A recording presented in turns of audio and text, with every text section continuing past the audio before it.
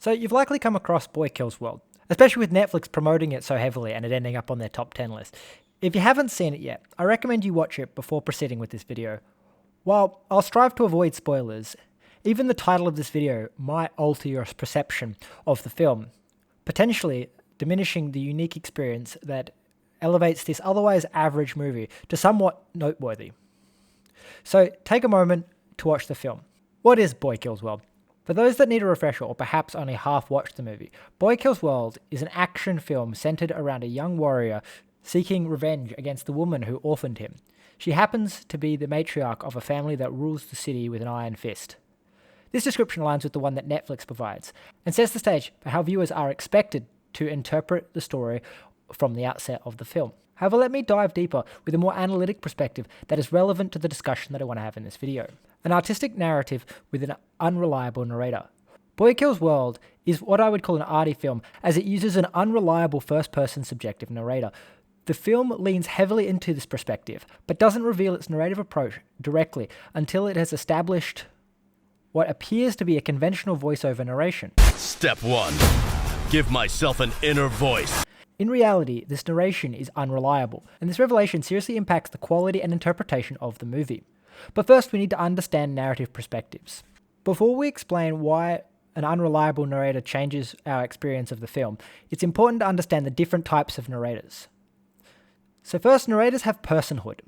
First-person narrators use pronouns like I and we, indicating that the narrator is a character within the story and is recounting events from their viewpoint. This is common in literature, where the main character is the narrator.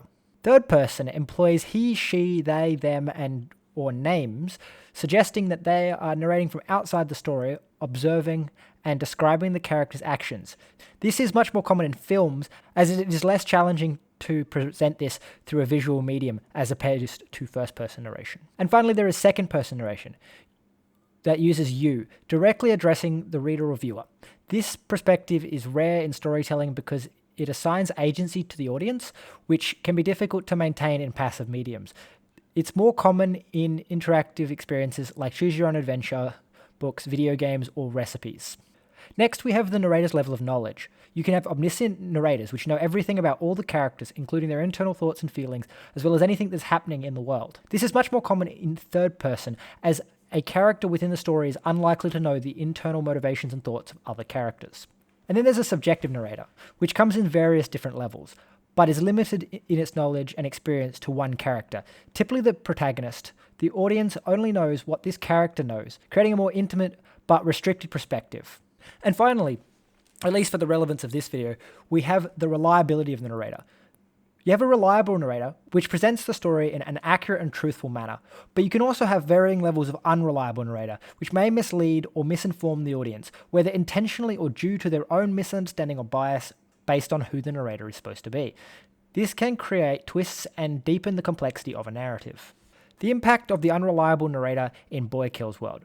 Boy Kills World uses an unreliable first-person subjective narrator. The narrator is first person From us, but it was ours. That's me. Not my happiest day. since the story is told from the main character's perspective, sharing their thoughts and feelings. It's subjective because the narrator is the first-person character and is therefore limited to only knowing their experiences. Insert crazy action montage. And finally, the narrator is unreliable. The audience cannot fully trust the narrator's accounts of events outside of the protagonist's direct experience, Left me deaf and mute. which, for this particular character, happens to only be their thoughts. Early on in the film, the narrator mentions that the main character doesn't actually sound like the voice that we're hearing, I took the last one I remembered from this video game. but has chosen this voice because they can't remember their own. Initially, this just seems like a creative choice to explain the voiceover and why it is different from who we would expect to be voicing the film. However, as the story progresses, subtle clues indicate that we are experiencing a distorted version of reality shaped by the protagonist's perspective. For instance, when the deaf main character encounters someone with a beard, they struggle to understand them. This harkens back to an earlier point in the film where the protagonist mentions that they had become proficient in lip reading, but because of their inability to read the lips of someone with a beard, means that both the character and the audience are in the dark about what is actually being said. But instead of providing something like subtitles or clarifying the dialogue, the film immerses us in the protagonist's confusion, reinforcing the unreliable nature of the narrator, since we don't actually know what was even said, and instead are presented visuals that line up with what the protagonist is assuming that is said. Why this matters? The use of an unreliable narrator profoundly affects our engagement with the story. It challenges our assumptions and forces us to question the reality presented to us. In most films, we expect a trustworthy narrator. Even when twists occur, they are often foreshadowed or explained to prevent the audience from feeling deceived. Boy Kills World subverts this by directly misleading us, creating a unique and disorientating experience. This approach mirrors the protagonist's own journey, making us feel the same sense of betrayal and confusion when the truth is revealed. It compels us to reflect on how easily we accept presented narratives without skepticism. This film serves as a commentary on modern storytelling and audience expectations. We are accustomed to straightforward narratives that either hold our hand through plot development or deliver twists that, in hindsight, were heavily hinted at. Boy Kills World breaks this mold by crafting a narrative that relies on our willingness to accept the story at face value. By doing so, it highlights our vulnerability to manipulation, not just within the context of film, but in a broader media consumption. It suggests that innovation in storytelling often requires taking risks that audiences may initially resist. The film industry frequently caters to familiar formats because they guarantee a certain level of success. This movie challenges that notion by offering something different, even if it means that some viewers may be unsettled or perplexed. This can be seen in the critical reviews and audience reviews of this particular film, where it sits at a pretty mid-range. Mostly because the movie, without this deeper analysis, is quite mediocre. It's not really a good action movie, but with the deeper analysis laid on top, becomes a much more engaging and interesting story to be told. Boy Kills World might not be a cinematic masterpiece on the surface. As an action movie, it follows fairly typical tropes and conventions. However, its use of an unreliable narrative elevates it into a thought-provoking piece that engages viewers to question their perception and their nature of storytelling itself. Whether I would recommend this film to someone depends on what they're looking for. If you enjoy movies that challenge your perception of and cause you to look inward, this movie is really good. But if you're looking for something with a straightforward story that doesn't require you to remember anything that's happened in the past, then it may be worth giving it a miss.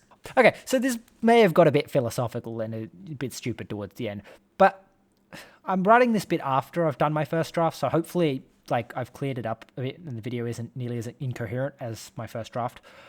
But I hope you have enjoyed my thoughts on the power of an unreliable narrator. And I do hope to see more movies in the future where we're not expected to just accept what is told to us.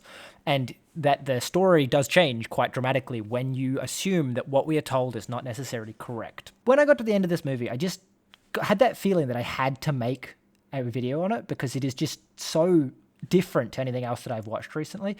So I went out of my way and I specifically made this video. I know that most of my audience probably won't resonate with this because I'm primarily a programming channel, but it's had to make this video because I don't make videos to chase views and achieve things. I make videos because I'm an arrogant prick that thinks that other people care what I have to say. But I'm also self-aware enough to know that not everything I have to say is worth saying. And the effort of making a video tends to trim out the shit that doesn't need to be said because it's a lot of work to get a video to a state that can be published. Anyway, I hope you've liked the video. I think the first time I've published something like this on my channel that's not directly related to programming. But I'd like to make more. As it was a lot of interesting fun, getting the script right and I'm feeding it through ChatGPT and getting it to give suggestions and tweaking my script. Admittedly, ChatGPT does remove a lot of me from the script, but it also does make things feel a lot more coherent. So it's more about me mixing the two of being what is me saying something and what is ChatGPT being clear about what is trying to be said. Though it is very good at not actually losing what I'm trying to say, it just loses the arrogance, the prick. I would really appreciate if you liked the video and shared it with people that you thought might be interested in the concept of an unreliable narrator.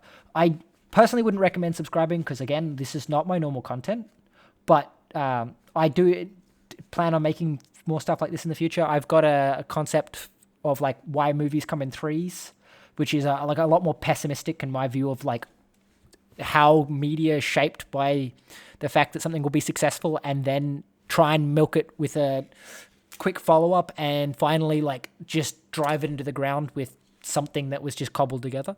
So if you're interested in seeing that, like, give the video a like, share, comment, tell me like what you want to see. And that's it for now. So long, and thanks for all the fish.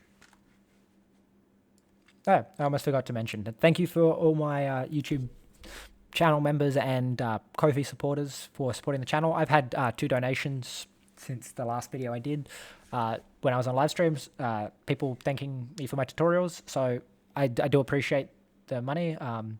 And it all goes back to making the channel bigger and better. Not sure how yet, but that's where all the money goes. So thank you, and I will see you in the next video.